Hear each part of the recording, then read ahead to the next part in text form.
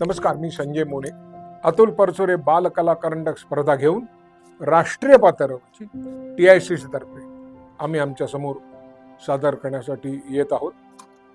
याचं वैशिष्ट्य असं आहे, या वर्षाचं विशेष असं की या वर्षी ती राष्ट्रीय पातळीवर होणार आहे. 4-5 ठिकाणी ती होणार आहे. गेल्या वर्षी त्याला उदंड प्रतिसाद मिळालेला मी पाहिला होता. म्हणजे आता इतका प्रतिसाद होता की थिएटरचं छप्पर कोसळून पडते का काय, इतकी मुलं मनोभावे त्यात काम करत होती आणि त्याचा आनंद लुटत होती. आणि अशा बालकरंडक कला स्पर्धा होणं अत्यंत गरजेचं आहे.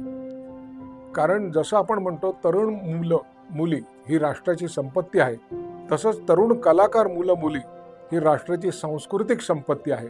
आणि त्या संपत्तीत वाढ होण्यासाठी संबंधित हे लोक जे झटत आहेत त्यांना आपण सर्वार्थाने मदत करा आणि कमीत कमी दुप्पट ते तिप्पट उत्साहाने यावर्षी या कलाकरंडकामध्ये सामील व्हा.